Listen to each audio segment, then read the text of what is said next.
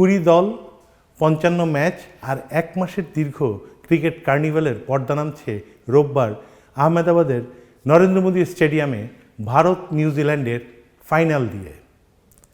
1 মাস আগে কলম্বো এবং কলকাতায় যে টি-20 বিশ্বকাপের দশম আসরের পথ চলা শুরু হয়েছিল তা এসে থামছে পশ্চিম ভারতের ক্রিকেট ভেন্যুতে, যাকে বলা হয় যে পৃথিবীর অন্যতম সেরা ক্রিকেট ভেন্যু।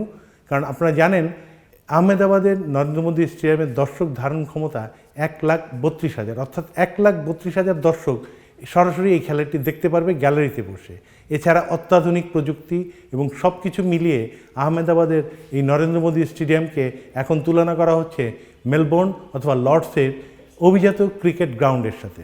এই আহমেদাবাদের নরেন্দ্র মোদী স্টেডিয়াম কিন্তু এটা নতুন করে তৈরি করা হয়েছে সেটা বলা যাবে না, এটা একটা চমৎকার ইতিহাস আছে। 2015 সাল পর্যন্ত এই আহমেদাবাদের মোতেরায় অবস্থিত স্টেডিয়ামটি ছিল সর্দার বল্লভভাই প্যাটেল স্টেডিয়াম, যেখানে আন্তর্জাতিক ক্রিকেট ম্যাচ হতো। তারপর 2015-তে এই ম্যাচগুলো বন্ধ হয়ে যাওয়ার পরে নতুন করে সংস্কার করা হয় এবং সংস্কার করে আধুনিক প্রযুক্তির সাহায্যে দর্শক ধারণ ক্ষমতা বাড়ানো হয়। উইকেট, সেন্টার, ড্রেসিং রুম এগুলো সব অত্যাধুনিকভাবে করা হয়েছে এবং এটা করা হয়েছে 2020 সালে এই নির্মাণ কাজটা শেষ হয়। এবং মজার ব্যাপার হচ্ছে আহমেদাবাদের নরেন্দ্র মোদী স্টেডিয়ামে কিন্তু খেলা দিয়ে তার নতুনভাবে কার্যক্রম শুরু করেনি। 2020 সালে প্রথমবার নির্বাচিত হয়ে মার্কিন প্রেসিডেন্ট ডোনাল্ড ট্রাম্প এসেছিলেন ভারত সফরে এবং সেইখানে ডোনাল্ড ট্রাম্পকে সেই আহমেদাবাদ নরেন্দ্র মোদী স্টেডিয়ামে সম্বর্ধনা দেওয়া হয় এবং তারপরই এটি আন্তর্জাতিকভাবে যাত্রা শুরু করে নতুন রূপে। তবে আহমেদাবাদের নরেন্দ্র মোদী স্টেডিয়ামের সাথে ভারতীয় ক্রিকেট দলের যে পরিসংখ্যানগত সাফল্য তা নিয়ে কিন্তু বেশ আশঙ্কার ব্যাপার আছে এবং ভারতীয় সমর্থকরা যথেষ্ট চাপের মধ্যে আছে। কারণ জানিয়ে রাখি, এ পর্যন্ত যে 2টি বিশ্বকাপের ম্যাচ ভারত এই নরেন্দ্র মোদী স্টেডিয়াম খেলেছে, 2টিতেই হেরেছে। এর মধ্যে 2023 সালের ওয়ানডে বিশ্বকাপের ফাইনালে টানা 11টি ম্যাচ জিতে ভারত ফাইনাল খেলতে এসেছিল এই নরেন্দ্র মোদী স্টেডিয়ামে। সেখানে 1,32,000 দর্শকের সামনে ভারতের বিশ্বকাপ স্বপ্ন বিসর্জন যায় অস্ট্রেলিয়া 6ঠবারের মতো ওয়ানডে বিশ্বকাপ জেতে।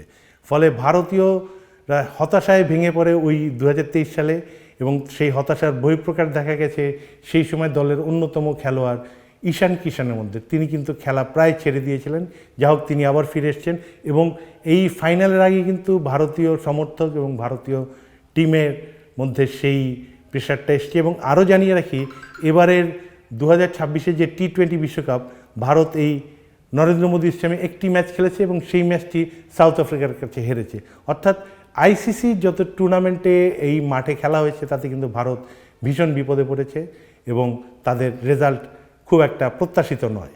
এ তো গেল ভারতের দিক, এই মাঠের ব্যাপার। কিন্তু প্রতিপক্ষ হিসেবে নিউজিল্যান্ডও কিন্তু ভারতের জন্য যথেষ্ট বিপজ্জনক, পরিসংখ্যান অন্তত তাই বলে। এ পর্যন্ত টি-20 বিশ্বকাপে ভারত নিউজিল্যান্ডের সাথে 3টি ম্যাচ খেলেছে, 3টি ম্যাচই জিতেছে নিউজিল্যান্ড। ওয়ানডে বিশ্বকাপে 11টি ম্যাচের মধ্যে ভারত জিতেছে 5টি, নিউজিল্যান্ড জিতেছে 5টি, একটি ম্যাচ নো রেজাল্ট। সুতরাং বোঝাই যাচ্ছে যে ভারতের জন্য এই প্রতিপক্ষ এবং ভেন্যু সব কিছুই তাদের চাপের কারণ হয়ে দাঁড়িয়েছে। এবং আরও একটি বিষয় জানিয়ে রাখি, ভারত কিন্তু এবার বিশ্বকাপের যে ফাইনাল খেলছে তারা একটি রেকর্ডের পেছনে ছুটছে। টি-20 বিশ্বকাপের ইতিহাসে এ পর্যন্ত কোনো দল পরপর 2বার চ্যাম্পিয়ন হতে পারেনি। ভারতের সামনে এবার সেই সুযোগ। 2024-এ চ্যাম্পিয়ন ভারত 2026-এ নিজের মাটিতে শিরোপা জিতে পরপর 2বার বিশ্বকাপ জেতার রেকর্ড করতে পারে কিনা সেটা দিকে তাকিয়ে থাকবে টিম ইন্ডিয়ার দর্শকরা। এবং এছাড়াও এবার ভারত জিতলে হবে 3য়বার এবং বিশ্বকাপ টি-20 বিশ্বকাপের ইতিহাসে সর্বাধিক 3য়বার শিরোপা জয়ের গৌরব অর্জন করবে ভারত। এতে গেল ভারতের কথা। তবে এবার আবার জানিয়ে রাখি, তুলনায় আইসিসি টি-20 র্যাঙ্কিংয়ে 4 নম্বরে থাকা নিউজিল্যান্ড কিন্তু দুর্দান্ত খেলছে। তাদের শিরোপা ভাগ্য বরাবরই তাদেরকে সহায়তা করে না। ওয়ানডে বিশ্বকাপের 7বারের তারা সেমিফাইনালিস্ট, 2বার ফাইনালিস্ট। তারা এখন পর্যন্ত ওয়ানডে বিশ্বকাপ জিততে পারেনি টি-20 বিশ্বকাপও। তারা 3বার সেমিফাইনাল খেলেছে, এর মধ্যে 2021-এ ফাইনালে তারা হেরেছে। সুতরাং নিউজিল্যান্ডের জন্য এই বিশ্বকাপ ফাইনালটা যথেষ্ট চাপের। তারপরও নিউজিল্যান্ড কিছুটা এগিয়ে থাকবে দুই দলের মানসিক চাপের মধ্যে পড়া দুই দলের তুলনায়। দুই দলের যে লড়াই ফাইনাল, সেই লড়াইয়ে নিউজিল্যান্ড কিছুটা এগিয়ে থাকবে, কিন্তু ইতিহাস কিন্তু নিউজিল্যান্ডের পক্ষেই কথা বলে। এ পর্যন্ত নিউজিল্যান্ড ওয়ানডে বা টি-20 বিশ্বকাপ না জিতলেও তারা কিন্তু আইসিসি চ্যাম্পিয়ন্স ট্রফি জিতেছে এবং জিতেছে আইসিসির ইনঅগারাল টেস্ট চ্যাম্পিয়নশিপ। 2000 সালের কেনিয়ার নাইরোবিতে অনুষ্ঠিত আইসিসি চ্যাম্পিয়ন্স ট্রফিতে নিউজিল্যান্ড সে ফাইনাল জেতে এবং চ্যাম্পিয়ন হয়, এবং সেই ফাইনালের প্রতিপক্ষ ছিল ভারত, অর্থাৎ ভারতের সাথে সাফল্য পেয়েই তারা চ্যাম্পিয়ন হয়েছিল। এবং একই ঘটনা ঘটেছে 2020-21 সালে আইসিসি বিশ্ব টেস্ট চ্যাম্পিয়নশিপে। লন্ডনের লর্ডসে সেই ফাইনালে নিউজিল্যান্ড ভারতকে হারিয়েই প্রথমবার আইসিসি টেস্ট চ্যাম্পিয়নশিপ জেতে। সুতরাং নিউজিল্যান্ডের ফাইনালে যে দুটি ম্যাচে তাদের চ্যাম্পিয়ন হওয়ার সাফল্য, সেই সাফল্যের প্রতিপক্ষ কিন্তু ভারত। নিউজিল্যান্ডের জন্য এই ফাইনালটি একটি বাড়তি অনুপ্রেরণার অংশ হতে পারে। তো দেশের মাটিতে 2023-এর পর ভারতের সামনে যে বিশ্বকাপ জেতার সুযোগ, বা 2023-এ যে ব্যর্থতা ছিল, সেই ব্যর্থতা কাটিয়ে ওঠার জন্য ভারতীয় দল শুধু অনুশীলন বা পরিসংখ্যানগতভাবে কিন্তু তারা প্রস্তুতি নিচ্ছে না, তারা অন্যরকম প্রস্তুতি নিচ্ছে এবং মজার প্রস্তুতি নিচ্ছে। আপনাদের জানিয়ে রাখি, 2023-এর ওয়ানডে বিশ্বকাপ ফাইনাল এই আহমেদাবাদে খেলেছিল ভারত, এবং এবারে সাউথ আফ্রিকার সাথে যে সুপার 8-এর ম্যাচটি, সেটাও একই মাঠে খেলেছিল, এবং একই মাঠে তারা এই আহমেদাবাদে খেলতে এসে যেই হোটেলে উঠেছিল এবার কিন্তু তারা তাদের হোটেল পরিবর্তন করে ফেলেছে, অর্থাৎ তারা পয়া বা অপয়া বিষয়টিকে গুরুত্ব দিচ্ছে এবং তারা এই নিজেদের দুর্ভাগ্য বা ব্যর্থতা কাটাতে এবার হোটেলটা পরিবর্তন করেও কিছুটা নতুন কিছু করতে চাইছে। তো এরপরে আরও একটা বিষয় আপনাদের জানিয়ে রাখি, ভারতের সাফল্যের জন্য ইদানিংকালে যিনি অত্যন্ত গুরুত্বপূর্ণ ভূমিকা রাখেন, সেই পেস বোলার জাসপ্রীত বুমরার ব্যক্তিগত পারফরমেন্স নিউজিল্যান্ডের বিরুদ্ধে অন্যান্য দলের তুলনায় কিন্তু খুব একটা উজ্জ্বল নয়।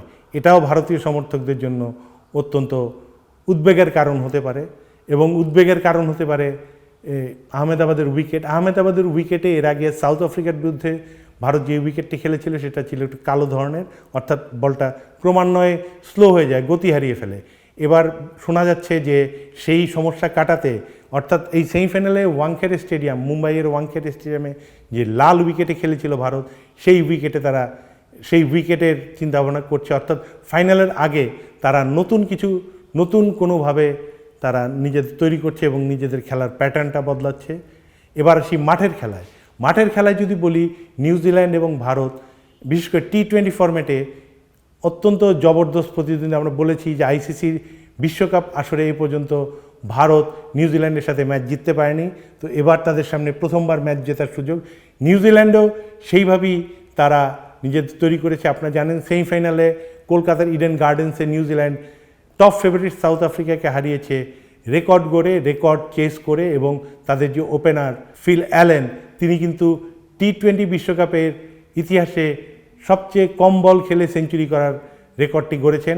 সুতরাং নিউজিল্যান্ড এবং ভারতের লড়াইটি জবরদস্ত হবে বলেই আমরা জানি, এবং এই লড়াই শুরু হওয়ার আগেও কিন্তু দর্শকদের জন্য বাড়তি কিছু বিনোদনের ব্যবস্থা করেছে আয়োজকরা। পুর্তরিকোর যে রকস্টার আমরা জানি রিকি মার্টিন, 1998-এর বিশ্বকাপ ফুটবলে যিনি থিম সং গেয়েছিলেন, তিনি এবার তার একটি পারফরমেন্স থাকছে। সব কিছু মিলিয়ে একটি জমজমাট আয়োজন। আমরা আশা করতে পারি টি-20 বিশ্বকাপে সেরা পারফরমেন্স দিয়ে দর্শকরা বিনোদিত হবে, এবং সব দল জিততে পারবে না, যে কোনো একটি দলকে জিততে হবে। আমরা চাইব যোগ্য দল হিসাবেই ট্রফিটি তাদের হাতে উঠুক। আমরা দেখার অপেক্ষায় সুপার সানডের ফাইনালটি, এবং আমরা চাইব একটি উপভোগ্য ক্রিকেট।